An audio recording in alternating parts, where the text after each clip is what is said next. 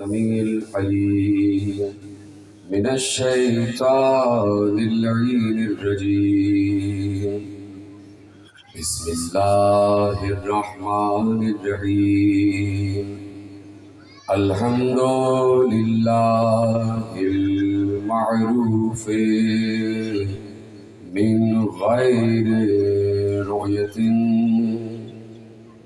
والخالق من غير رؤية الذي لم يزل قائما دائما إذ لا سماء ذات أبراج ولا ليل داج ولا بحر ساج ولا أرض ذات مهاد ولا خلق ذو اعتماد. والصلاة والسلام والتحية والإكرام على نبي الرحمة وخازن المغفرة وقائد الخير والبركة ومنقذ العباد من الهلكة سيدنا ومولانا أبي القاسم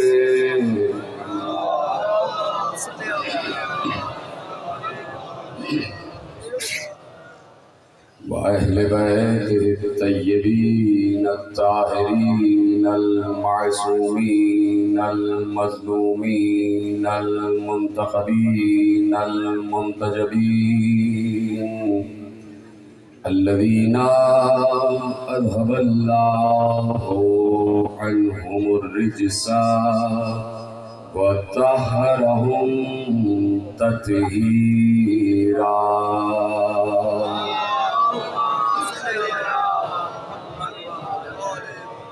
أما بعد فقد قال الله سبحانه وتعالى في محكم كتابه المجيد وفرقانه الحميد وقوله الحق. بسم الله الرحمن الرحيم. يعرفون نعمة الله ثم ينكرونها وأكثرهم الكافرون. صلوات پڑھیں محمد.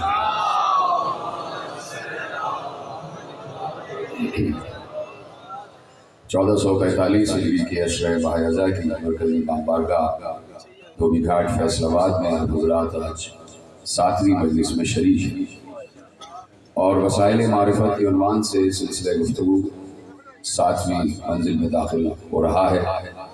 پروردگار عالم کا شکر ہے کہ اس نے ہمیں ایسی ہستیوں سے متصل فرمایا ہے، ایسے مصطفیٰ مرتضیٰ اور مجتبیٰ بندوں کی معرفت عطا کی ہوئی ہے کہ جس کے لیے یہ بات ہر کتاب نے لکھ دی کہ اگر ان کو پہچانا تو ایسا ہے جیسے خدا کو پہچانا.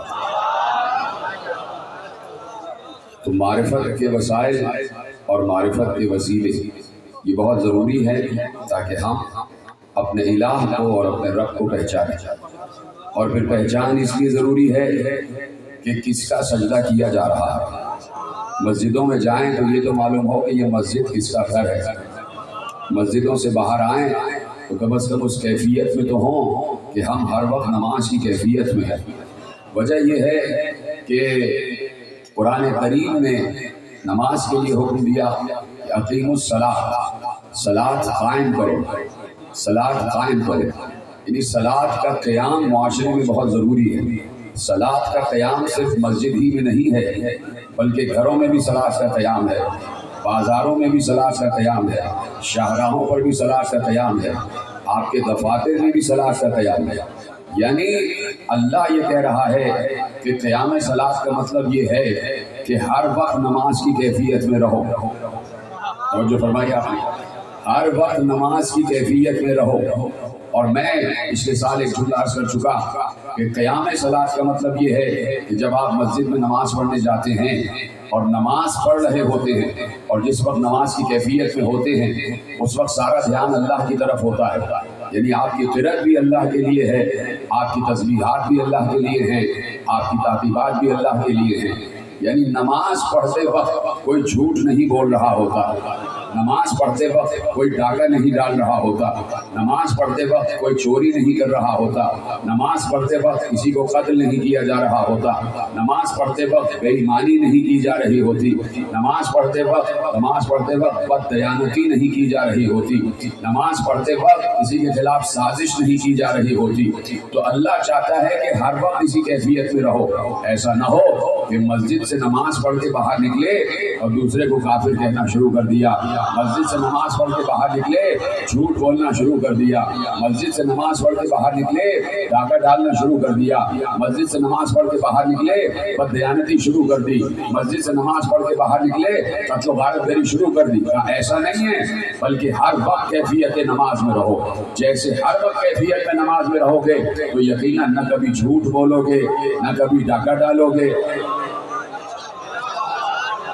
نہ کبھی قتل و غارت گری کرو گے، نہ کبھی منصوبہ سازی کرو گے، نہ کبھی ذخیرہ اندوزی کرو گے، نہ بد دیانتی کرو گے. تو اب میرے عزیزوں یہ کیسے ممکن ہے کہ آدمی ہر وقت کیفیت نماز میں رہے؟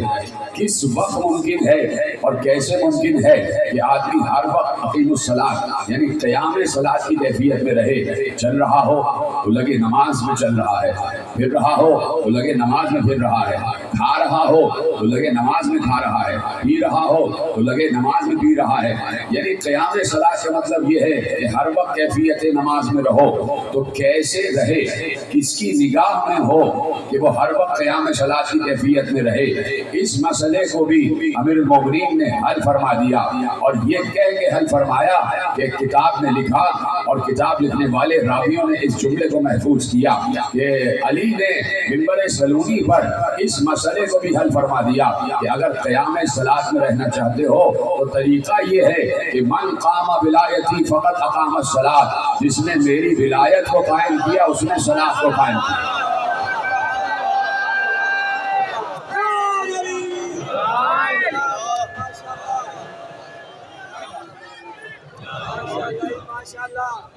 توجہ فرمائی آپ نے؟ تو کوئی نہ کوئی ایک نگاہ ایسی ہونی چاہیے کہ جسے نگاہ ولی کہا جائے، اور اپنے آپ کو ہر دم نگاہ ولی میں تصور کیا جائے کہ ہم ہر دم کسی ولی کی نگاہ میں ہیں. سب سے بڑا ولی ہے اللہ، سب سے بڑا ولی ہے اللہ. اللہ پر کتنے کو یقین ہے؟ یقیناً 7 ارب مسلمان ہیں، سب کے سب اللہ پر یقین رکھتے ہیں. لیکن اگر اللہ کی موجودگی کا احساس ہو کہ اللہ ہمارے ساتھ ہے، اور وہ خود کہہ رہا ہے جب تم 2 ہوتے ہو تو تیسرا میں ہوتا ہوں، جب تم 3 ہوتے ہو تو چوتھا میں ہوتا ہوں، جب تم 4 ہوتے ہو تو 5واں میں ہوتا ہوں. یعنی کہیں پر بھی میں تم سے جدا نہیں ہوں. لیکن اب مسئلہ یہ ہے اور مجبوری یہ ہے کہ انسان اللہ کا تصور اپنے ساتھ قائم نہیں کر پاتا. لہذا کسی ایسی مادی نگاہ کا ہونا ضروری ہے کہ انسان کہے کہ ایک نگاہ ہے جو مجھے دیکھ رہی ہے، ایک نگاہ ہے جو مجھے دیکھ رہی ہے، ایک نگاہ ہے جو مجھے دیکھ رہی ہے. یہ ایک نگاہ نہیں ہے بلکہ 3 نگاہیں ہیں جو تمہیں دیکھ رہی ہیں، 3 نگاہیں ہیں جو تمہیں دیکھ رہی ہیں اور ہر وقت دیکھ رہی ہیں. ارشاد ہوا سورہ مبارکہ توبہ میں اللہ نے ارشاد فرمایا، اور آیت کا آغاز لفظ قل سے ہو رہا ہے. توجہ، گفتگو شروع ہو چکی ہے. آیت کا آغاز لفظ قل سے ہو رہا ہے، یعنی اللہ کہلوا رہا ہے اور نبی کہہ رہا ہے. کہلوانے والا اللہ اور کہنے والا نبی. اللہ کہہ رہا ہے قل، اے نبی کہہ دیجئے. اب کس سے کہہ دیجئے؟ تمام انسانوں سے کہہ دیجئے، تمام عالم انسانیت سے کہہ دیجئے. کیا؟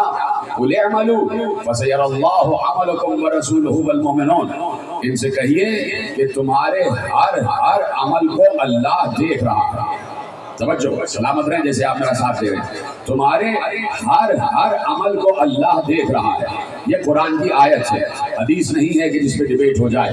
قرآن کی آیت یہ کہہ رہی ہے کہ تمہارے ہر عمل کو اللہ دیکھ رہا ہے۔ تم چل رہے ہو اللہ دیکھ رہا ہے، تم پھر رہے ہو اللہ دیکھ رہا ہے، تم بیٹھے ہوئے ہو اللہ دیکھ رہا ہے، تم کھڑے ہوئے ہو اللہ دیکھ رہا ہے، تم کھا رہے ہو اللہ دیکھ رہا ہے، تم پی رہے ہو اللہ دیکھ رہا ہے، تم بات کر رہے ہو اللہ دیکھ رہا ہے، تم خاموش ہو اللہ دیکھ رہا ہے، تم کسی سے مل رہے ہو اللہ دیکھ رہا ہے، تم سچ بول رہے ہو اللہ دیکھ رہا ہے، تم جھوٹ بول رہے ہو اللہ دیکھ رہا ہے، تم قتل کر رہے ہو اللہ دیکھ رہا ہے، تم یتیموں کی سرپرستی کر رہے ہو اللہ دیکھ رہا ہے، تم بیواؤں کی خبرگیری کر رہے ہو اللہ دیکھ رہا ہے، تم مصافحہ کر رہے ہو اللہ دیکھ رہا ہے، تم معانقہ کر رہے ہو اللہ دیکھ رہا ہے، تم حقوق ادا کر رہے ہو اللہ دیکھ رہا ہے، تم فرائض ادا کر رہے ہو اللہ دیکھ رہا ہے، تم میدان میں ہو اللہ دیکھ رہا ہے، تم گھر میں ہو اللہ دیکھ رہا ہے، تم شاہراہ پر ہو اللہ دیکھ رہا ہے، تم پہاڑوں پر ہو اللہ دیکھ رہا ہے، تم یقیناً اگر کہیں مصلی پر ہو تو اللہ دیکھ رہا ہے، تم ممبر پر ہو تو اللہ دیکھ رہا ہے،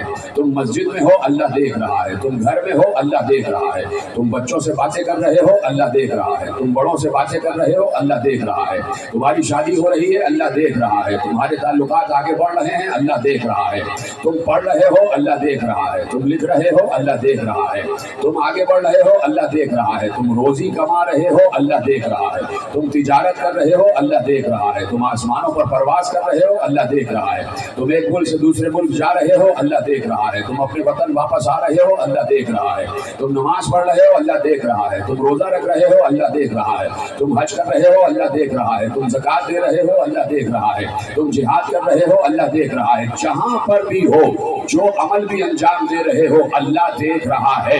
لیکن اللہ نے آیت یہیں پر نہیں روکی بلکہ یہ کہا جیسے میں دیکھ رہا ہوں ویسے ہی میرا رسول بھی دیکھ رہا ہے۔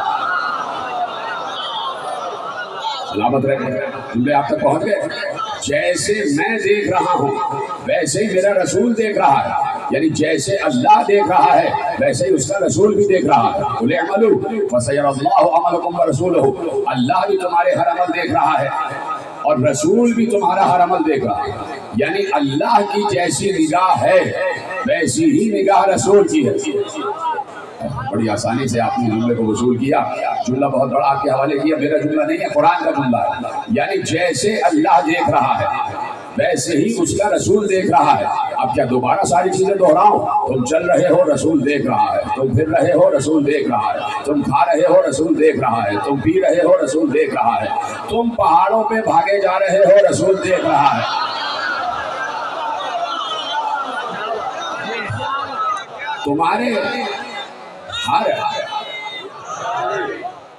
تمہارے ہر عمل کو جیسے اللہ دیکھ رہا ہے ویسے ہی رسول دیکھ رہا ہے، یعنی تمہارا کوئی عمل نگاہ رسول سے باہر نہیں ہے۔ یعنی ایک ولی ہے اللہ تو اس کی نگاہ کتنی وسیع ہے، اور دوسرا ولی ہے رسول تو اس کی نگاہ بھی اتنی ہی وسیع جتنی اللہ کی نگاہ۔ کیوں آپ کو اس میں شک کیوں ہو گیا؟ آپ خاموش کیوں ہو گئے؟ اس کی نگاہ کی وسعت بھی وہی ہے جو نگاہ خدا کی وسعت ہے، جو نگاہ اللہ کی وسعت ہے، جو نگاہ الہ کی وسعت ہے۔ اس لیے کہ دیکھنے کا لفظ ایک ہی مرتبہ استعمال ہوا ہے، یہ نہیں ہے کہ جیسے میں دیکھ رہا ہوں ویسے میرا رسول دیکھ رہا ہے اور اس کے بعد ابھی آیت کامل کروں گا، ابھی آیت کامل نہیں ہوئی ہے۔ یعنی دیکھنے کا لفظ ایک مرتبہ ہے، یعنی جو میری نگاہ ہے وہی رسول کی نگاہ ہے، جو میری نگاہ ہے وہی مصطفیٰ کی نگاہ ہے۔ تمہارے ہر عمل کو مصطفیٰ بھی دیکھ رہا ہے، تو اس کا مطلب ہے دو نگاہیں ہو گئی جو ہر وقت انسانوں پر گڑی رہتی ہے، ایک اللہ کی نگاہ اور ایک مصطفیٰ کی نگاہ، ایک اس کے رسول کی نگاہ، ایک اس کے ولی کی نگاہ۔ دو ولی ہو گئے، ایک اللہ ولی ایک رسول ولی۔ لیکن آیت یہاں پر رکی نہیں، آیت آگے بڑھی اور آیت نے ایک تیسری نگاہ کا بھی ذکر کیا، ایک تیسری نگاہ کا بھی ذکر کیا اور آواز دی وَسَيَرَى اللَّهُ عَمَلَكُمْ وَرَسُولُهُ وَالْمُؤْمِنُونَ، اور کچھ مومنین بھی ہیں جو تمہارے ہر عمل کو دیکھ رہے ہیں۔ سلامت رہیں، جیسے آپ نے جملہ محفوظ کیا، خدا آپ کو سلامت رکھے۔ کچھ مومنین بھی ہیں جو تمہارے ہر عمل کو دیکھ رہے ہیں، یعنی جو نگاہ خدا ہے ویسی ہی نگاہ رسول ہے اور ویسی ہی کچھ مومنین کی نگاہ ہے، ویسی ہی کچھ مومنین کی نگاہ ہے۔ اب یہ مومنین کون ہیں؟ یہ مومنین کون ہے؟ ذرا یہ تو معلوم ہو کہ مومنین کون ہے۔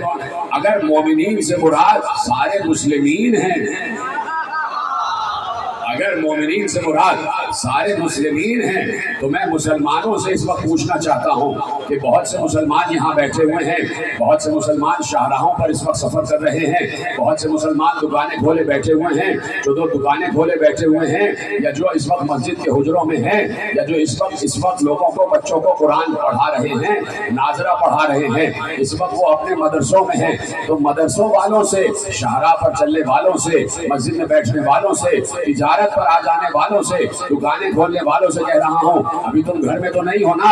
اگر تمہاری نگاہ بھی ویسی ہی ہے جیسے اللہ و رسول کی نگاہ ہے تو یہ بتا دو کہ اس وقت تمہارے گھروں میں ہو کیا رہا ہے؟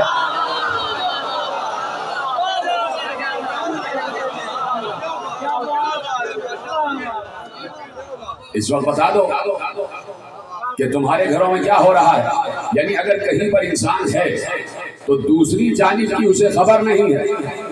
یعنی ہمارا عالم تو یہ ہے کہ پردے کے اس طرف کیا ہے ہمیں پتہ ہی نہیں، ہمیں پتہ ہی نہیں۔ ہم آگے دیکھ رہے ہیں تو پیچھے کیا ہو رہا ہے یہ نہیں معلوم، یہ نہیں معلوم۔ نگاہ ولی ہر جانب دیکھتی ہے، اللہ اکبر، نگاہ ولی ہر جانب دیکھتی ہے۔ خاموش ہو گئے آپ؟ دیکھیے صحیح بخاری میں امام محمد ابن اسماعیل بخاری علیہ الرحمہ نے ایک روایت لکھی، اور روایت کیا ہے؟ روایت یہ ہے کہ پیغمبر جب نماز پڑھا رہے ہوتے تھے تو پیچھے اصحاب کرام نماز پڑھ رہے ہوتے تھے، اور چونکہ ایک تصور ہے کہ نیکی میں جلدی کی جائے، نیکی میں جلدی کی جائے، تو اس سے پہلے کہ پیغمبر رکوع میں جاتے، اصحاب پیغمبر سے پہلے رکوع میں چلے جاتے تھے، پیغمبر سے پہلے رکوع میں چلے جاتے تھے، پیغمبر بعد میں رکوع میں جاتے، لیکن اصحاب یہ سوچتے کہ بھئی نیکی میں جلدی کرو، نیکی میں جلدی کرو، تو وہ پیغمبر سے پہلے رکوع میں چلے جاتے تھے۔ پیغمبر نے ایک بار نماز ختم کی اور پیچھے مڑ کر کہا، لا تسبقونی فی الرکوع، مجھ سے پہلے رکوع میں نہیں جایا کرو۔ یعنی جیسے آگے دیکھ رہا ہے ویسے ہی پیچھے بھی دیکھ رہا ہے، یہ ہے نگاہ ولی۔ لا تسبقونی فی الرکوع، مجھ سے سبقت نہ کیا کرو رکوع میں، میرے بعد رکوع میں جایا کرو۔ اور اس کے بعد پیغمبر نے دوسرا جملہ کہا کہ تمہارا رکوع بھی مجھ سے پوشیدہ نہیں ہے اور تمہارا خشوع بھی مجھ سے پوشیدہ نہیں ہے۔ اور یہ آسانی سنا آپ نے جملہ، سلامت رہے جن کے ہاتھ بلند ہو رہے ہیں، یہ بہت اہم جملہ تھا۔ فوراً پے بپے دو جملے کہے کہ مجھ سے رکوع میں سبقت نہ کیا کرو، پہلے نہ جایا کرو، اس لیے کہ تمہارا رکوع بھی میں دیکھ رہا ہوتا ہوں اور تمہارا خشوع بھی۔ یہ نہیں کہا کہ تمہارا رکوع بھی دیکھ رہا ہوتا ہوں، تمہارا سجدہ بھی۔ کہنا تو یہ چاہیے تھا نا کہ تمہارا رکوع بھی دیکھ رہا ہوں اور تمہارا سجدہ بھی، لیکن کیا کہا؟ تمہارا رکوع بھی دیکھ رہا ہوں اور تمہارا خشوع بھی۔ یعنی پیغمبر نے بتایا کہ تمہارا ظاہر بھی میری نگاہ میں ہے، تمہاری نیت بھی میری نگاہ میں ہے۔ سلامت رہیں آپ۔ تمہارا ظاہر بھی نگاہ میں ہے اور تمہارا باطن بھی میں جانتا ہوں، کس کی کیا نیت ہے پیغمبر اچھی طرح جانتا ہے، پیغمبر اچھی طرح جانتا ہے۔ اب یقیناً پیغمبر نے اس نگاہ کو اور وسعت دی کہ میری نگاہ کہاں تک ہے، صرف انسانوں تک نہیں، صرف انسانوں تک نہیں، میری نگاہ کی وسعت کہاں تک ہے۔ پیغمبر نے ارشاد فرمایا کہ اللہ کا ملک اور ملکوت جہاں تک ہے وہاں تک میری نگاہ ہے۔ ما یخفی فی عالم الملک والملکوت، مجھ سے عالم ملک اور ملکوت چھپا ہوا نہیں ہے۔ میں زمین اور آسمان کے درمیان بھی دیکھتا ہوں، اتنی آسانی سے سن رہے ہیں آپ، میں زمین و آسمان کے درمیان دیکھتا ہوں، مجھ سے عالم ملک اور ملکوت چھپا ہوا نہیں ہے۔ یعنی اللہ کا ملک جہاں تک ہے وہاں تک میری نگاہ ہے۔ میں اس وقت تک یہیں پر رکا رہوں گا جب تک آپ اس جملے کی شدت کو اور اس کی فورس کو محسوس نہیں کریں گے۔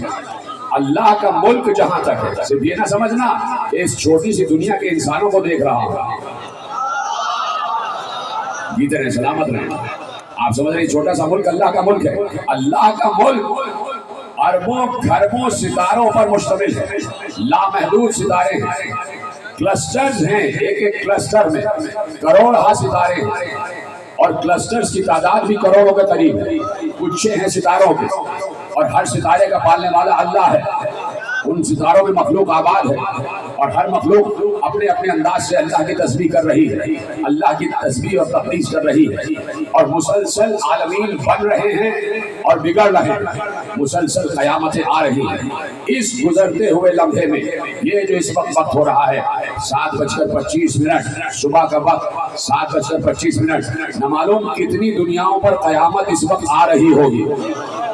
اللہ کو سمجھو، اتنا معمولی نہیں ہے اللہ کو سمجھنا۔ نہ معلوم اس وقت کتنی دنیاؤں پر قیامت آ رہی ہوگی، اور نہ معلوم کتنی دنیایں بن رہی ہوں گی، اس لیے کہ اس کا لفظ کن رکا نہیں ہے۔ اللہ کو سمجھو، میں توحید پڑھ رہا ہوں، میرا ساتھ دیتے جائے، اس لیے کہ اس کا لفظ کن رکا نہیں ہے، لفظ کن ماضی کا حصہ نہیں بنے گا۔ اس لیے علامہ اقبال نے کہا تھا یہ کائنات ابھی ناتمام ہے شاید کہ آ رہی ہے دمادم صدائے کن فیکون، کہ مسلسل عالمین بن رہے ہیں، مسلسل عالمین آگے بڑھ رہے ہیں، اور پیغمبر کہہ رہے ہیں کہ عالم ملک و ملکوت تک میری نگاہ ہے، یعنی جہاں تک وسعت ملک خدا ہے وہاں تک میں دیکھ رہا ہوں، ملک بن رہے ہیں میں دیکھ رہا ہوں، ملکوں میں، سیاروں میں، ستاروں میں، ثوابت میں مخلوقات آباد ہیں، میں ان کو دیکھ رہا ہوں، میں ملکوت تک کو دیکھتا ہوں۔ نہیں ایسے نہیں، ایسے نہیں، ملکوت تک کو دیکھتا ہوں۔ یہ ملکوت کیا ہے؟ ملکوت کیا ہے؟ اللہ نے کہا کذالک نوری ابراہیم ملکوت السماوات والارض، ہم نے ایسے دکھایا ابراہیم کو آسمان و زمین کا ملکوت، یعنی ملکوت اللہ کے کمانڈ اینڈ کنٹرول سینٹر کو کہتے ہیں، جہاں سے پوری کائنات کا نظام چلایا جاتا ہے۔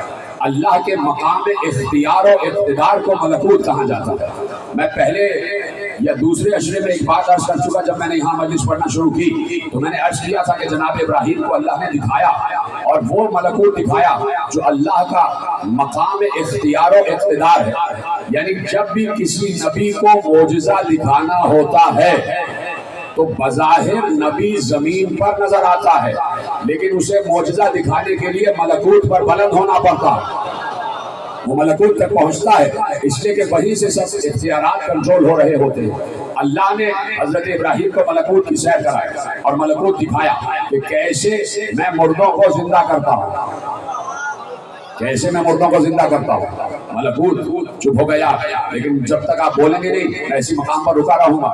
آج میرے پاس بھی وقت ہے، جب تک آپ بولیں گے نہیں میں اسی مقام پر رکا رہوں گا، اس لیے کہ ملکوت کوئی معمولی شے نہیں ہے۔ ملکوت پر ابراہیم پہنچے، جب ملکوت پر مقام اختیار و اقتدار پر پہنچے تو ابراہیم سب کو دیکھ رہے تھے، پوری کائنات کا مشاہدہ کر رہے تھے، پوری کائنات کا، صرف انسانوں کا نہیں، پوری کائنات کا۔ ابراہیم کی نگاہ کائنات سے ہٹ کر جب دنیا پر پہنچی تو ابراہیم کی نگاہ وہی نگاہ ہو گئی جو اللہ کی نگاہ تھی۔ جیتے رہے، سلامت رہے۔ ابراہیم کی نگاہ وہی نگاہ ہو گئی جو اللہ کی نگاہ تھی۔ اب ابراہیم اسی طرح پوری کائنات کو ایک وقت میں دیکھ رہے تھے جیسے اللہ پوری کائنات کو ایک وقت میں دیکھ رہا ہوتا ہے۔ ابراہیم کی نگاہ جب زمین پر پڑی تو ابراہیم نے دیکھا فلاں انسان گناہ کر رہا ہے، اللہ کی معصیت کر رہا ہے۔ ابراہیم کا اب چونکہ مقام اختیار و اقتدار پر پہنچ چکے تھے تو ابراہیم کا اختیار ملائکہ پر بھی ہو گیا۔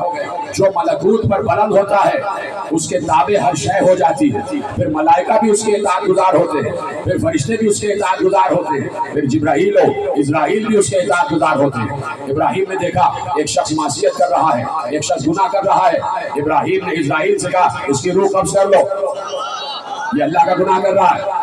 اسرائیل تابع حکم ابراہیم سے پہنچے، روح کو قبض کر لیا۔ دوسرے انسان کو دیکھا معصیت کر رہا ہے، اس کی روح قبض کرو، اس کی روح قبض کرو، اس کی روح قبض کرو، اس کو مارو، اس کو مارو، اس کو مارو۔ یعنی نگاہ ابراہیم نگاہ خدا ہو چکی تھی۔ جب بہت سے انسان مروا دیے تو اللہ گویا ہوا ابراہیم ابراہیم کیا کر رہے ہو، میں بھی تو انہیں دیکھ رہا ہوتا ہوں۔ سلامت رہیں آپ۔ ابراہیم میں بھی تو انہیں دیکھ رہا ہوتا ہوں، یعنی نگاہ میں بھی فرق ہے، فطرت میں بھی فرق ہے۔ یعنی میرا بتانے کا مقصد یہ ہے کہ جو ملکوت تک پہنچ جائے وہ کائنات کی ہر شے کو ویسے ہی دیکھ رہا ہوتا ہے کہ جیسے اللہ دیکھ رہا ہے۔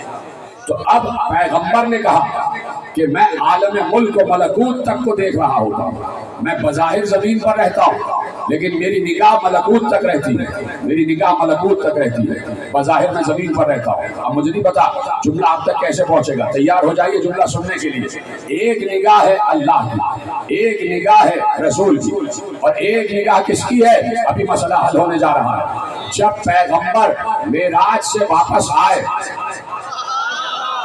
ادھر ہیں سلامت رہیں، جب پیغمبر معراج سے واپس آئے تو ایک بات علی سے ملاقات ہوئی، تو پیغمبر سے علی نے کہا، یہ ہے نگاہ ولی، پیغمبر سے علی نے کہا یا رسول اللہ حالات آپ بتائیں گے یا میں بتا دوں؟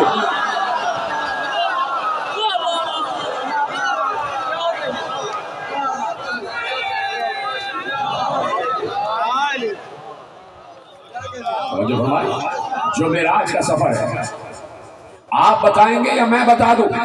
یہ ہوتی ہے نگاہ ولی کہ زمین پر ہے بظاہر لیکن نگاہ عالم ملکوت تک، نگاہ عالم ملکوت تک۔ تو اب یہ ہے علی کی نگاہ اور یہ ہے رسول کی نگاہ اور یہ ہے اللہ کی نگاہ، یعنی جہاں تک وسعت نگاہ الہیہ ہے وہیں تک وسعت نگاہ رسالت بھی ہے اور وہیں تک وسعت نگاہ امامت بھی ہے۔ اب سمجھ میں آیا، اب سمجھ میں آیا، پوچھا گیا اور بڑے حسین شہزادے سے پوچھا گیا، قاسم ابن حسن سے پوچھا گیا کہ یہ بتائیے، مسائل پر نہیں آ رہا ہوں، فضائل پڑھ رہا ہوں، یہ بتائیے فَسَيَرَى اللَّهُ عَمَلَكُمْ وَرَسُولُهُ وَالْمُؤْمِنُونَ، یہاں مومنون سے کیا مراد ہے؟ شہزادے سے پوچھا گیا کہ یہاں مومنون سے کیا مراد ہے؟ شہزادے نے پلٹ کے اس سے پوچھا تم بتاؤ مومنون سے کیا مراد ہے؟ یہ طریقہ ہے گفتگو کا، پہلے اس سے اگلوایا، تم بتاؤ تمہاری نگاہ میں مومنون سے کیا مراد ہے؟ اور میری نگاہ میں مومنون سے مراد تمام مسلمان، سارے مسلمان۔ تو شہزادے نے کہا تم بھی مسلمان ہو؟ کہا ہاں۔ کہا تم بھی اس میں شامل ہو؟ کہا ہاں۔ اچھا یہ بتا دو تمہاری بیوی اس وقت گھر میں کر کیا رہی ہے؟ تمہارے اہل و عیال اس وقت گھر میں کر کیا رہے ہیں؟ اب چپ ہو گئے۔ اب انہوں نے پلٹ کے شہزادے سے پوچھا آپ بتائیے یہاں مومنون سے کیا مراد ہے؟ کہا مومنون سے مراد پچھلے دور میں میرے بابا حسن اور اس دور میں میرے چچا حسین، یعنی ہر دور کا امام ویسے ہی دیکھ رہا ہوتا ہے کہ جیسے اللہ دیکھ رہا ہے۔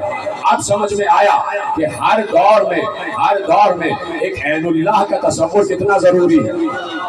کاش یہ جملہ پہنچ جاتا آپ کو۔ ہر دور میں ایک عین اللہ کا تصور کتنا ضروری ہے۔ ہر دور میں اللہ کی ایک آنکھ ہے، اسی لیے زیارتوں میں بھی کہتے ہو کہ آپ معصوم کے لیے عرض کیا جاتا ہے کہ آپ زمین پر اللہ کی دیکھتی ہوئی آنکھ، عین اللہ ناظرۃ فی الارض، زمین پر اللہ کی دیکھتی ہوئی آنکھ، اسے کہتے ہیں عین اللہ۔ تو کوئی عین اللہ ہے جو ہر وقت انسانوں کو دیکھ رہا ہے۔ وسائل معرفت میرا عنوان ہے اور آپ جانتے ہیں کہ جہاں جہاں سے میرے پاس گوشے آ رہے ہیں میں آپ کے حوالے کر رہا ہوں، جہاں جہاں سے گوشے آ رہے ہیں میں آپ کے حوالے کر رہا ہوں۔ عین اللہ کوئی معمولی نگاہ نہیں ہوتی۔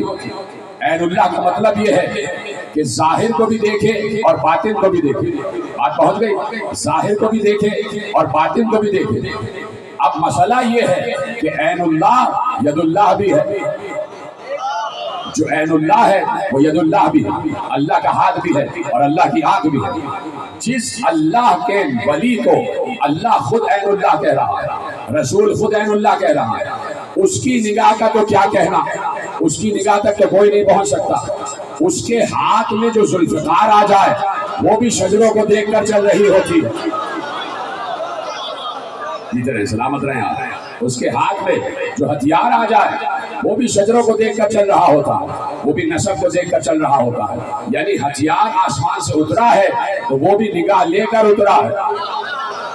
بڑی آسانی سنا آپ نے بھائی۔ مدارج النبوہ میں شاہ عبداللہ محدث دہلوی نے لکھا کہ علی لڑ رہے تھے، جنگ احد کا میدان ہے، پیغمبر اکیلے رہ گئے اور علی پیغمبر کا دفاع کر رہے تھے، اور ایسے میں رسول بار بار علی سے کہہ رہے تھے یا علی ادھر سے حملہ ہو رہا ہے روکو، ادھر سے حملہ ہو رہا ہے روکو، احمل علیہ ان کو روکو۔ تو علی مسلسل تلوار چلا رہے تھے اور دفاع رسول کر رہے تھے۔ ایسے میں ایک صحابی کی تلوار ٹوٹی، وہ نبی کے پاس آئے اور کہا یا رسول اللہ میری تلوار ٹوٹ گئی، میں کیا کروں؟ کہا کہ لکڑی کا ٹکڑا اٹھا کے لاؤ۔ وہ لکڑی کا ٹکڑا اٹھا کے لائے اور پیغمبر کو دیا۔ پیغمبر نے اپنے ہاتھ میں لکڑی کا ٹکڑا لیا۔ پیغمبر کے ہاتھ میں لکڑی آتے ہی تازہ تلوار میں تبدیل ہو گئی، تازہ تلوار میں تبدیل ہو گئی۔ پیغمبر کے ہاتھ میں لکڑی کا ٹکڑا آیا، تازہ تلوار میں تبدیل ہو گیا، گئے اور لڑنا شروع کر دیا۔ دوسرے صحابی کی تلوار ٹوٹی، وہ بھی نبی کے پاس آئے، نبی نے ان کو بھی لکڑی کو تلوار بنا کے دیا، وہ بھی لڑنے لگے۔ تیسرے صحابی کی تلوار ٹوٹی، وہ بھی صحابی کی سنت پر عمل کرتے ہوئے نبی کے پاس آئے اور کہا یا رسول اللہ میری تلوار ٹوٹ گئی۔ پیغمبر نے لکڑی کو ہاتھ میں لیا، لکڑی تلوار میں تبدیل ہو گئی۔ ایسے میں لکھنے والے نے لکھا کہ علی کی تلوار بھی ٹوٹ گئی، علی کی تلوار ٹوٹی۔ علی نبی کے پاس آئے اور نبی کے پاس آ کر کہا یا رسول اللہ میری تلوار ٹوٹ گئی۔ تو اب تک لکڑی کو تلوار بنا کے دینے والا رسول، جب علی نے کہا تو رسول نے آسمان کی طرف دیکھا، رسول نے آسمان کی طرف دیکھا اور دیکھنے کے بعد کچھ کہا ہوگا، ہمیں نہیں پتا کیا کہا ہوگا، آسمان کی طرف دیکھا۔ یعنی اب تک سب کو لکڑی کی تلوار بنا کر دینے والا رسول علی کی باری میں آسمان کی طرف دیکھ رہا ہے۔ جب رسول آسمان کی طرف دیکھے تو ایک ہی وجہ ہوتی ہے کہ وحی کا انتظار کر رہا ہوتا ہے، وحی کا انتظار کر رہا ہوتا ہے۔ نبی وحی کا انتظار کر رہے تھے کہ اب کیا کروں، اس لیے کہ تیرے ہاتھ کی تلوار ٹوٹی ہے۔ اللہ اکبر، اللہ اکبر۔ بہت سلو آ رہے ہیں آپ، آج بہت آہستہ آہستہ میرے ساتھ آ رہے ہیں۔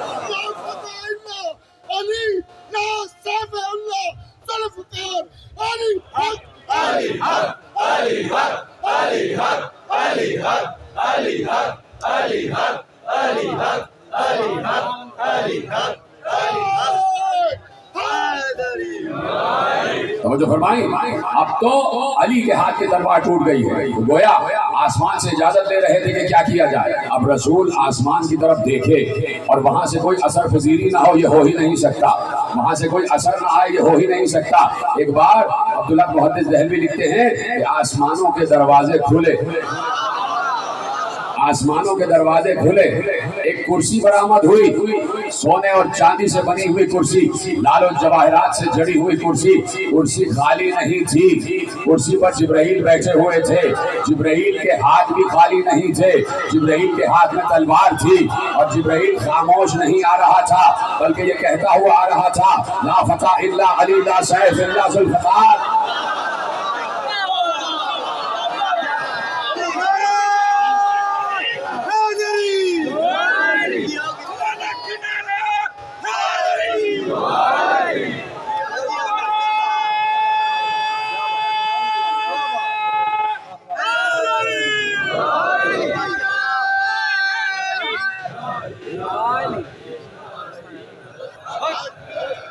توجہ فرمائی آپ، جبرائیل خاموش نہیں آ رہے تھے، پڑھتے ہوئے آ رہے تھے لا سیف الا ذوالفقار لا فتح الا علی، کوئی تلوار نہیں ہے مگر یہ کہ ذوالفقار۔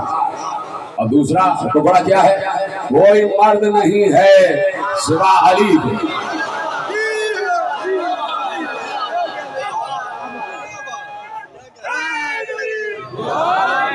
کوئی مرد نہیں ہے سوائے علی کے، مرد میدان ہے تو علی، اور اگر کوئی تلوار ہے تو ذوالفقار۔ اب چونکہ ولی کی طرف سے آئی ہے،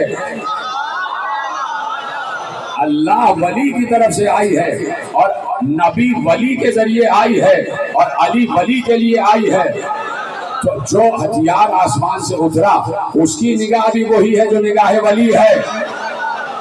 یہ بات سمجھانا تھی آپ کو، اس کی نگاہ بھی وہی ہے جو نگاہ ولی ہے۔ میں ہمارے خطیب اہل سنت کی نظر ایک جملہ کرنا چاہتا ہوں، تشریف فرمائیں اور خدا ان کی توفیقات میں اضافہ فرمائے۔ ایک جملہ عرض کرنا چاہتا ہوں، ہمارے یہاں کے بہت بڑے خطیب گزرے علامہ اظہر حسن زیدی علی اللہ مقامہ، ان کا جملہ ہدیہ کر رہا ہوں تمام سامعین کو، جہاں جہاں بھی حضرات بیٹھے ہوئے ہیں۔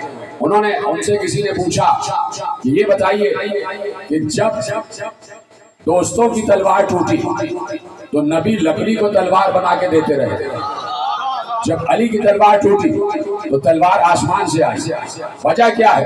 انہوں نے ایک سادہ سا جواب دیا، کہا جو یہاں کا سپاہی تھا اس کو یہاں کا ہتھیار ملا،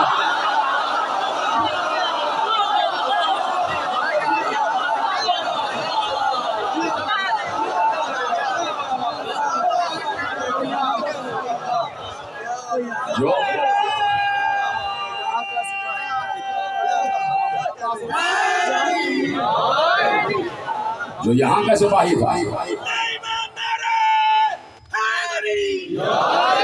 اسے یہاں کا ہتھیار ملا، اور جو وہاں کا تھا اسے وہاں کا ہتھیار ملا، جو وہاں سے آیا اسے وہاں کا ہتھیار ملا۔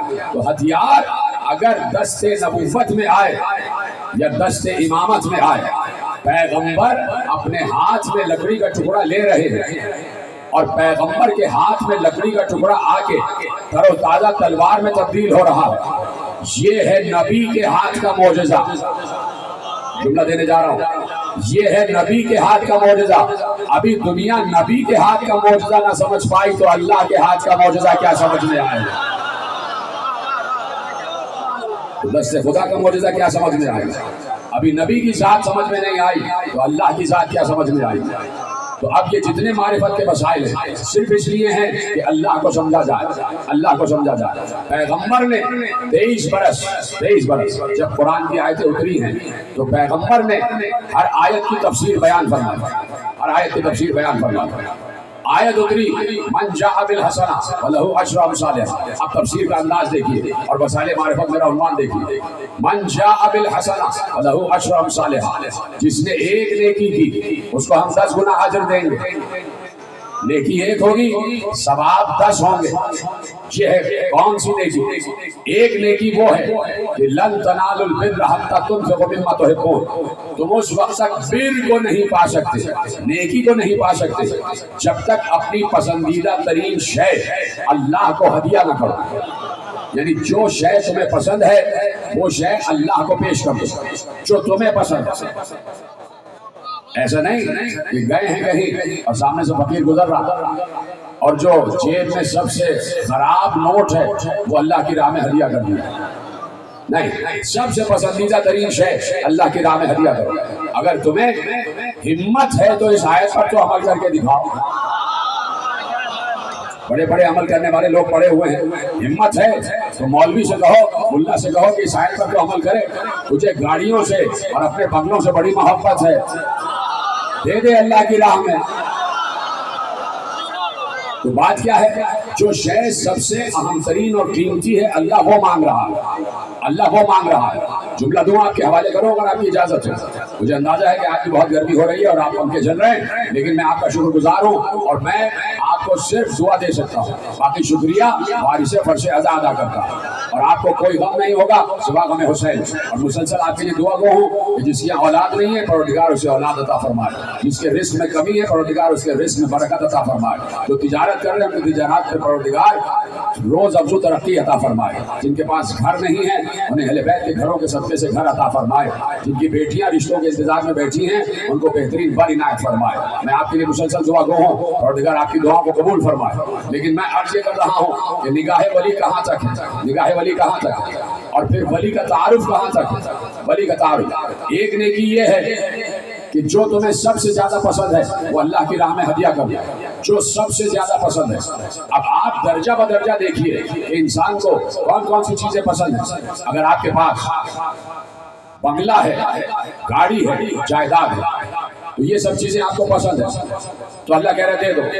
لیکن اگر خدا نخواستہ کسی کی اولاد پر بات آ جائے تو انسان اولاد پر اپنے بنگلے اور گاڑی کو قربان کر دیتا ہے۔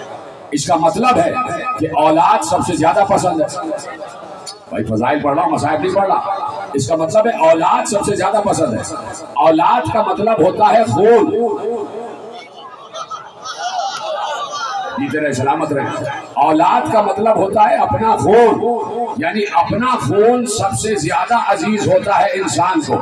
مجھے نہیں پتا کہ بات پہنچی ہے کہ نہیں پہنچی۔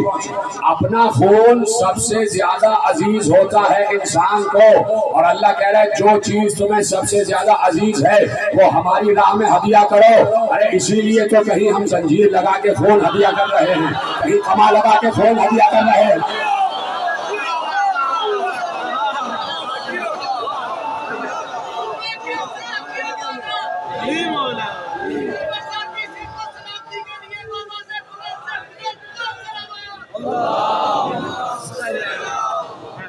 ہرگز نہیں ہے ماتم و سجدہ الگ الگ، ہرگز نہیں ہے ماتم و سجدہ الگ الگ، دونوں میں ہے حسین کا جلوہ الگ ہے، ارے سجدوں کے بھی نشان ہے، ماتم کے بھی نشان ہے، وہ کریں گے قبر کو روشن الگ ہے۔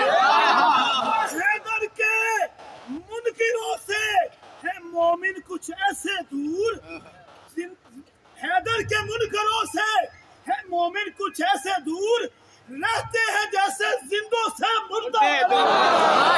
سلیمان علی حق نعرہ توجہ فرمائی، آیتیں اتر رہی تھی اور نبی اس کا ترجمہ کر رہے تھے، تفسیر کر رہے تھے۔ ایک نیکی بر ہے اور ایک نیکی ہے حسنہ۔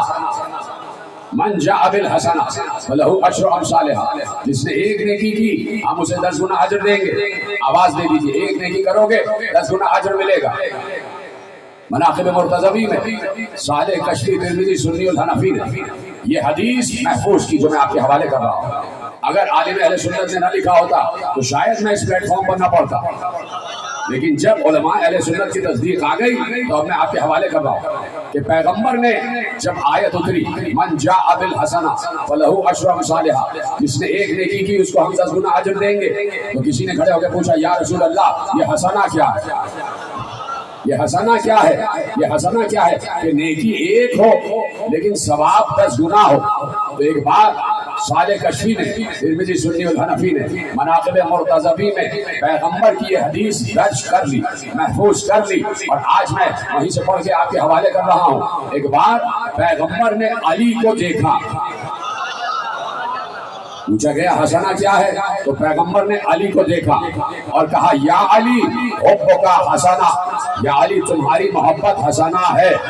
ابھی حدیث تمام نہیں ہوئی۔ یا علی تمہاری محبت حسنہ ہے، لا تضر معها سیئہ وبغضک سیئہ لا تنفع معها حسنہ۔ یا علی تمہاری محبت ایسی نیکی ہے جس کے ساتھ کوئی گناہ نقصان نہیں دیتا، اور تمہارا بغض ایسا گناہ ہے جس کے ساتھ کوئی نیکی فائدہ نہیں دیتی۔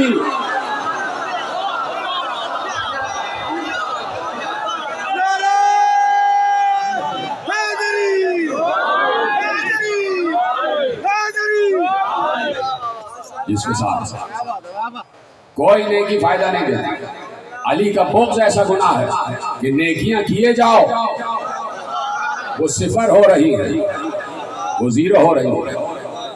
علی کو اللہ نے پیغمبر کے ذریعے سے امتیازات سے نوازا، اعزازات سے نوازا، اور یہی اعزازات میں آپ کے حوالے کر رہا ہوں۔ پیغمبر نے ارشاد فرمایا کہ 3 فضیلتیں ایسی ہیں کہ جس میں میں اور علی شریک ہیں۔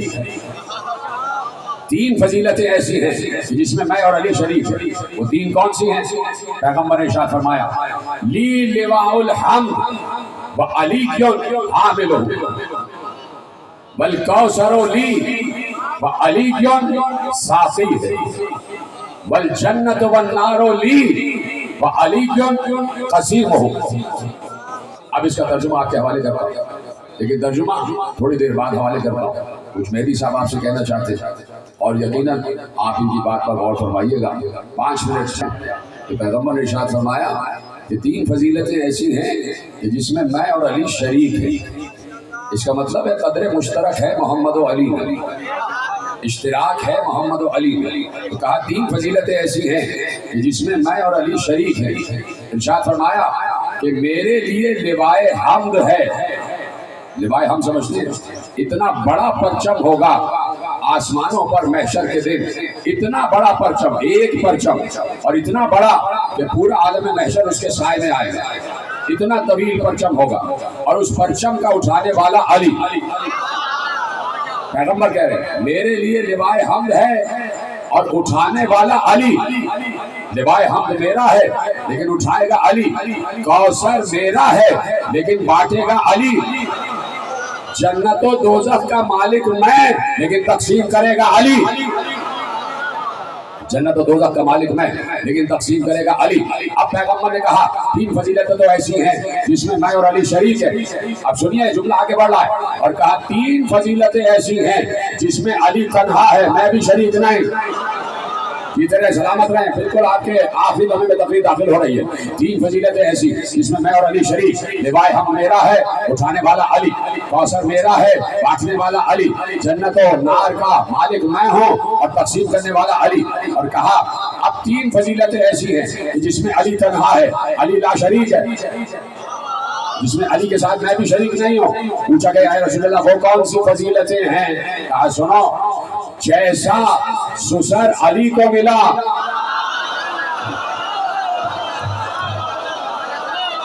سلامت رہیں آپ, جیسا سسر علی کو ملا ویسا مجھے نہ ملا. اللہ اکبر. جیسا سسر علی کو ملا ویسا مجھے نہ ملا. جیسی زوجہ علی کو ملی, جیسی زوجہ علی کو ملی ویسی میری کوئی زوجہ نہیں. اور جیسے بیٹے حسن حسین علی کے ویسے میرے بیٹے نہیں.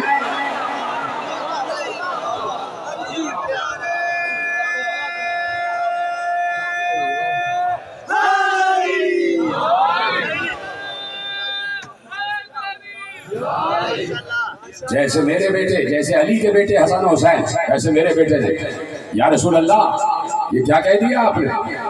حسن حسین بھی تو آپ ہی کے بیٹے ہیں, حسن حسین آپ کے بیٹے.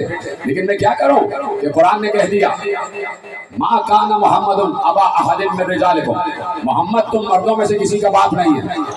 محمد تم مردوں میں سے کسی کا باپ نہیں ہے, یعنی باپ ہے تو ایک بیٹی کا باپ ہے.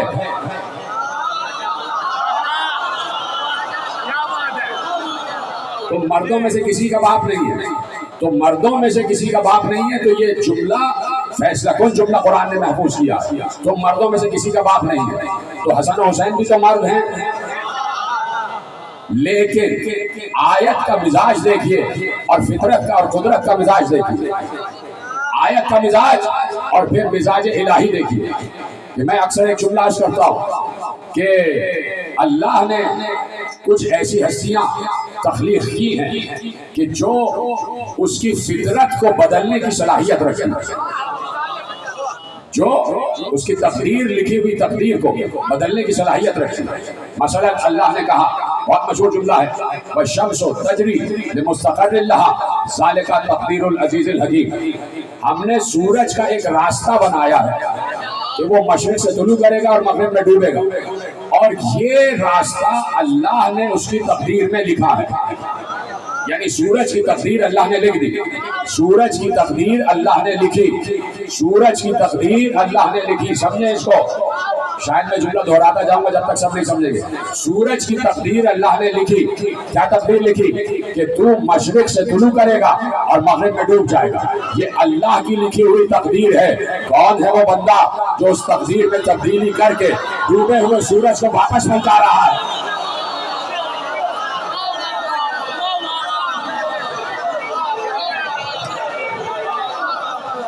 یعنی جو کام ہو رہا ہے وہ منشاء الہی ہو رہا ہے.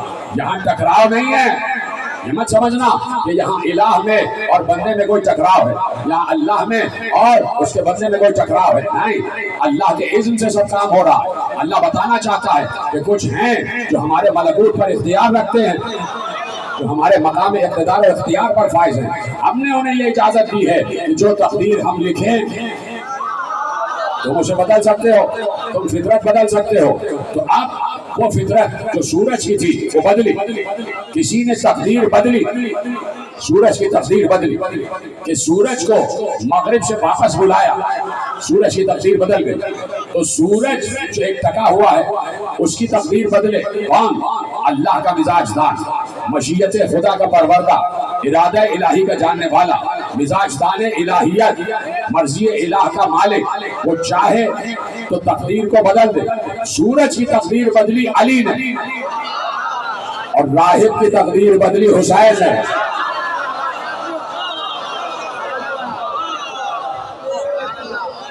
توجہ فرمائیے آپ.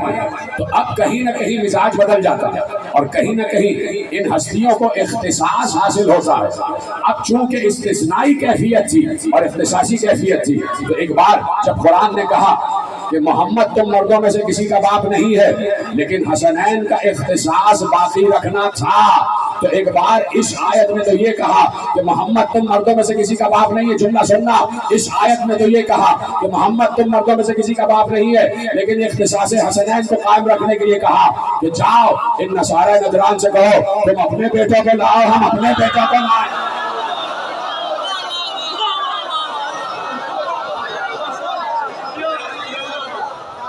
تم اپنے بیٹوں کو لاؤ, ہم اپنے بیٹوں کو لاؤ. یعنی ایک طرف کہا کہ محمد کسی مرد کا باپ نہیں, اور دوسری طرف کہا محمد اپنے بیٹے لے کے جاؤ, محمد اپنے بیٹے لے کے جاؤ. یعنی اختصاصی کیفیت حسن و حسین کی برقرار رکھنی ہے کہ اس آیت میں حسنین الگ ہیں, حسنین کا اختصاص الگ ہے. وہ رسول کے بیٹے مباہلے کے اعتبار سے رسول کا بیٹا ہے حسن اور حسین, ابنائے رسول ہے. اسی لیے جب بھی تاریخ امامت آپ پڑھیں گے تو جب بھی کسی امام کو مخاطب کیا گیا یا اپنا رسول اللہ کہہ کے مخاطب کیا گیا, میں کیا کروں, میرے ذہن میں باتیں آ رہی ہیں, میں آپ کے حوالے کر رہا ہوں, مجھے معاف کیجیے گا, تھوڑا سا وقت اگر زیادہ لے رہا ہوں. روضہ رسول ہے. اور ایسے میں امام علی بن موسیٰ رضا المرتضیٰ علیہ الصلوۃ والسلام بھی تشریف رکھتے ہیں, اور خلیفہ وقت بھی آ گیا, عباسی خلیفہ. ادھر سے رسول کے روضے کو سلام کیا, کیا سلام کیا, اس نے عجیب انداز میں عباسی نے سلام کیا, اے میرے چچا کے بیٹے آپ پر سلام. رسول اللہ سے کہا یا ابن عمی, السلام علیکم یا ابن عمی, اے میرے چچا کے بیٹے آپ پر سلام. ادھر فرزند رسول بھی موجود تھے, اس نے کہا چچا کے بیٹے آپ پر سلام. ادھر سے فرزند رسول نے سلام کیا, اے میرے بابا آپ پر سلام. آپ دیکھ رہے ہیں کہ کہاں سے تسلسل آگے بڑھ رہا ہے اور کہاں سے ملیت کی منزل ظاہر ہو رہی ہے کہ ابنائے رسول ہیں, فرزند رسول ہیں. جو بھی امام ہے وہ رسول کا بیٹا ہے, اور ہر انسان نے یبنا رسول اللہ کہہ کر مخاطب کیا, یبنا رسول اللہ. تو اس گھر کا ہر فرد محمد ہے. کیا کہا, ہمارا چھوٹا بھی محمد, ہمارا پہلا بھی محمد, ہمارا اوسط بھی محمد, ہمارا آخر بھی محمد. اور پھر کیا جملہ کہا, ہم کل کے کل محمد. یعنی یہاں پر کل کے کل میں چھوٹا بھی آ گیا اور بڑا بھی آ گیا. تو حسین کربلا میں محمدوں کو لے کر آئے, خود سب سے بڑے اپنے دور کے محمد حسین, خود حسین آ گئے. ساتھ میں علی اکبر بھی آئے ہیں, شبیہ رسول ہے علی اکبر. اور ساتھ میں ایک جوان خوبصورت بھی ہے جو حسن مصطفیٰ کی نشانی ہے, جو ام فروہ کا ارمان ہے کہ ماں نے بڑی ریاضتوں سے پالا. باپ کا جنازہ 2 مرتبہ قاسم نے اٹھتے ہوئے دیکھا. بابا کا جنازہ 2 مرتبہ قاسم نے اٹھتے ہوئے دیکھا. قاسم نے 2 کفن دیکھے اپنے بابا کے, ایک سفید کفن دیکھا اور ایک سرخ کفن دیکھا. بچپن سے قاسم نے یہ مصائب دیکھے. 4 برس کے قاسم ہیں کہ جب باپ کا جنازہ پلٹ کے گھر میں واپس آیا. کون باپ ہے, رسول کا از روئے مباہلہ بیٹا. مباہلے میں جو رسول کا بیٹا ہے حسن مصطفیٰ, اس کے جنازے پر تیر مارے گئے, اور تیر لگا ہوا جنازہ گھر میں آیا. جس وقت تیروں سے چھلنی جنازہ گھر میں آیا ہے تو بہنوں نے جنازے کو گھیرا ہے. حسین بھی ہیں, عباس بھی ہیں, دونوں بہنیں بھی ہیں. تو اب میں نے تو یہی سنا کہ ایک ایک تیر نکال رہے تھے. حسین بھی نکال رہے تھے, عباس بھی تیر نکال رہے تھے, زینب بھی تیر نکال رہی تھی. لیکن پڑھنے والے نے پڑھا, اور میں دہرا رہا ہوں کہ 4 برس کا قاسم بھی آگے بڑھا, اور اس نے چاہا کہ بابا کے جنازے سے تیر نکالے, تو حسین نے قاسم کو سینے سے لگا لیا. قاسم ہاں تم یتیم ہو گئے, لیکن میں ابھی تمہارے باپ کی جگہ سر پر ہوں, ابھی میں باقی ہوں. میں جملہ یہی کہنا چاہوں گا, اے جناب قاسم, آپ 4 برس کے یتیم ہوئے تھے تو آپ کے رخسار پر تماچے تو نہیں لگے. اجرکم اللہ, اجرکم اللہ. آپ کے سر پر آپ کے باپ اور چچا عباس کا سایہ سلامت تھا، اور انہی سایوں میں قاسم نے پروان چڑھے ہیں، قاسم نے پرورش پائی ہے۔ کربلا تیار ہو رہی تھی، ہر گھر میں کربلا تیار ہو رہی تھی، ہر حجرے میں کربلا تیار ہو رہی تھی، ہر ماں اپنا ہدیہ تیار کر رہی تھی، اور ایسے میں حسن مصطفیٰ نے اپنی قربانی تیار کی، اور اس قربانی کا نام قاسم، قاسم اس قربانی کا نام۔ حسن مصطفیٰ نے قاسم کے بازو پر ایک تعویذ باندھ دیا، ایک تحریر باندھ دی، اور یہی کہا ام فروا جب کوئی مصیبت آ جائے تو اس تحریر کو کھول لینا، اس میں تمہاری مصیبت کا حل ہے۔ بس وہ تحریر بندھی رہی، اور پھر زمانے پہ زمانہ گزرتا گیا۔ 28 رجب کو مدینہ خالی ہو گیا، قاسم کا حجرہ بھی خالی ہو گیا، اب کچھ پڑھنے کے لیے رہ تو گیا نہیں ہے۔ 7 محرم آج آ گئی، آج 7 محرم آ گئی، آپ نے سر پیٹا ہے، آپ سمجھ گئے آج آل محمد کے بچوں پر پانی بند ہو گئے۔ اجرکم اللہ، یہی طریقہ ہے رونے کا۔ آج آل محمد کے حسین کے بچوں پر پانی بند ہو گئے، اب پانی خیمہ گاہ میں نہیں جا رہا ہے، اب جتنا بچا ہے آج شام تک اتنا چلے گا، کل سے وہ پانی بھی ختم ہو جائے گا۔ 3 دن کی بھوک اور پیاس ہوگی، اور پھر حسین کے بچے ہوں گے، اور آج کا دن منسوب ہے قاسم ابن حسن سے، ام فروا کے ارمان سے دن منسوب ہے۔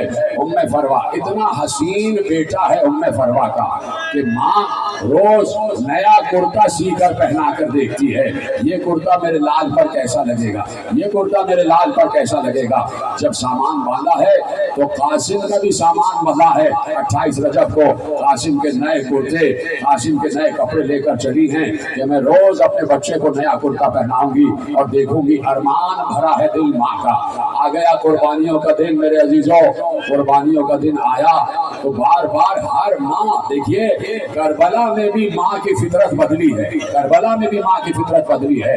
ہر ماں یہ چاہتی ہے کہ اس کے بچے کے جسم پر کوئی خراش نہ آئے، لیکن کربلا کی ماں یہ چاہتی ہے کہ اس کے بچے کا لاشا آ جائے، میرا بیٹا فاطمہ کے بیٹے پر سے قربان ہو جائے۔ ہر ماں یہی چاہتی ہے۔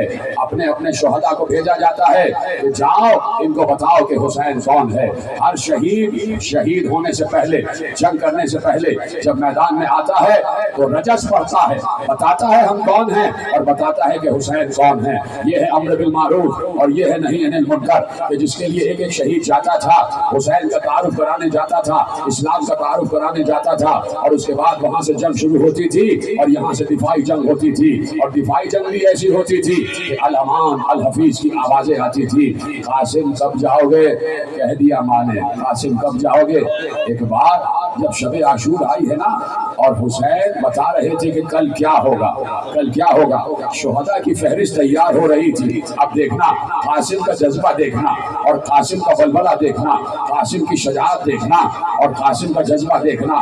جب شہیدوں کی فہرست تیار ہو رہی تھی تو حسین نے لکھوایا، ہر کسی کا نام لکھوا رہے تھے، لکھواتے لکھواتے ایک بار نام آیا علی اصغر۔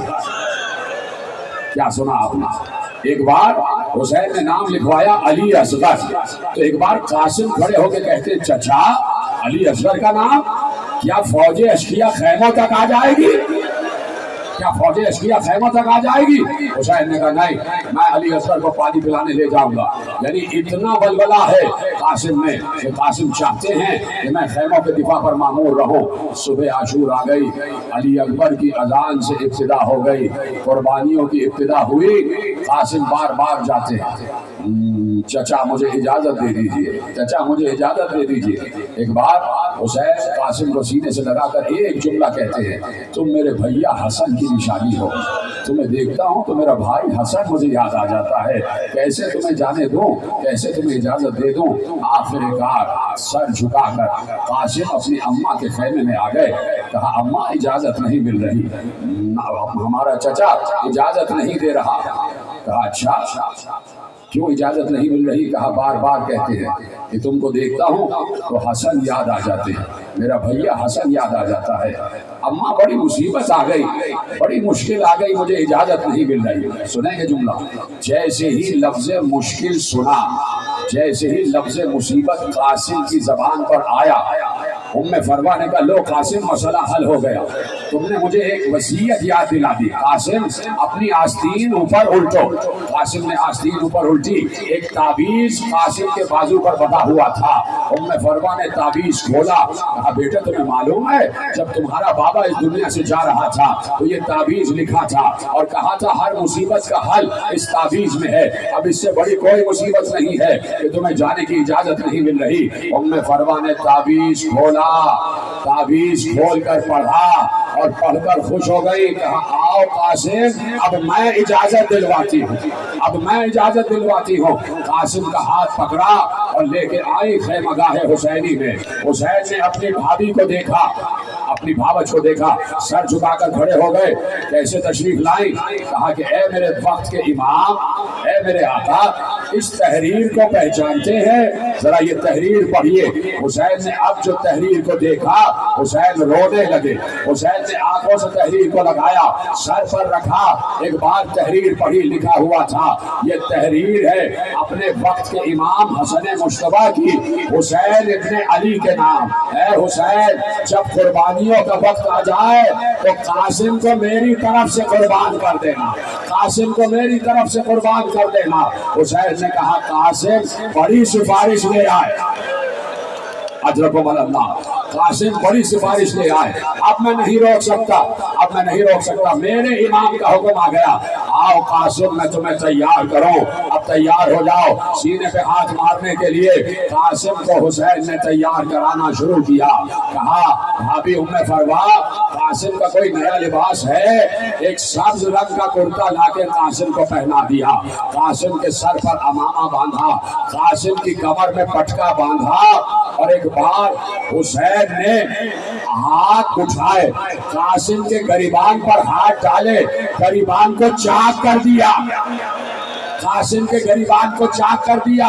बीबियों ने पूछा, ज़ैनब ने पूछा, भैया ऐसा तो किसी को तैयार नहीं किया, ये कासिम का गरीबान क्यों चाक किया? कहा ज़ैनब, चाक गरीबानी यतीमी की निशानी है, मातम करो मातम, चाक गरेबानी यतीमी की निशानी है, मैंने इसलिए चाक गरेबान किया है ताकि फौजे अश्किया समझ जाए अब जो आया है वो यतीम है, शायद किसी को रहम आ जाए, शायद किसी को रहम आ जाए।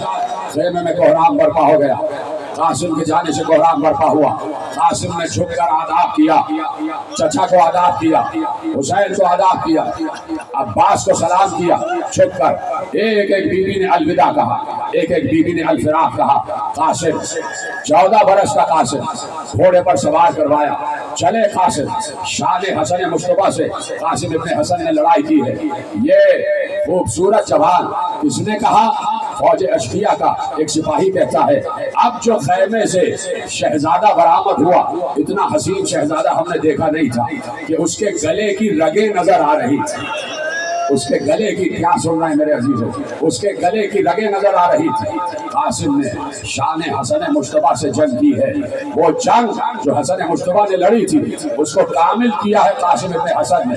अर्ज़ा के शामी के 4 बेटों को मारा और अर्ज़ा के शामी को मारा, और जिस वक्त अर्ज़ा के शामी के 4 बेटे और अर्ज़ा के शामी कासिम के मुकाबले में आया, उधर हुसैन ने कहा, भाभी उम्मे फरवा, माँ की दुआ बेटे के हक में कबूल होती है, अब जो पहलवान आया है वो बड़ा जाबिर है, दुआ करो कि कासिम को फतह हासिल हो। माँ ने दुआ की, कासिम को फतह हासिल हुई, 4 बेटे मारे गए, अर्ज़ा शामी भी मारा गया। इधर से कासिम की जंग शुरू हो रही थी, इधर से कासिम हमले पर हमला कर रहा था। आखिर कब तक 3 दिन का भूखा प्यासा जंग करता?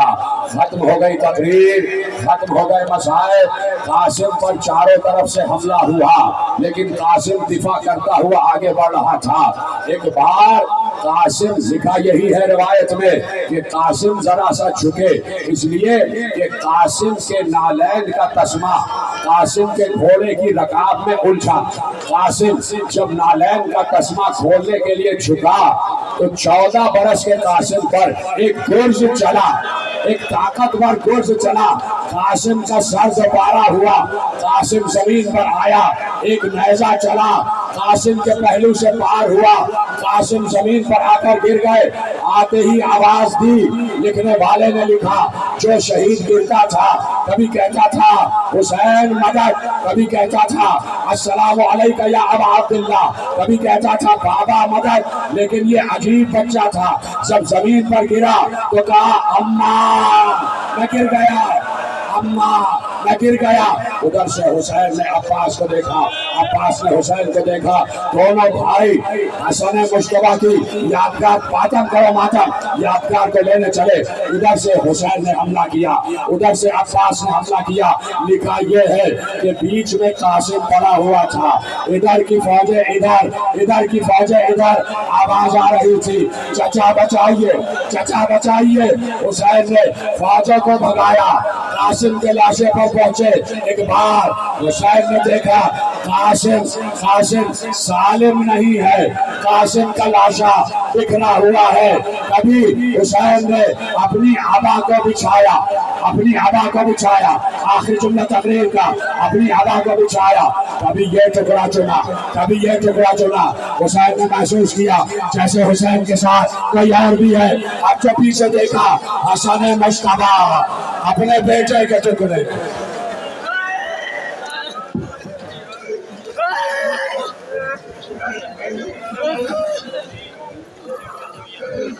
तमाम मोमिन से गुजारिश है कि अपने मोबाइल पर पर्स का ख्याल रखें। अली हमजा साहब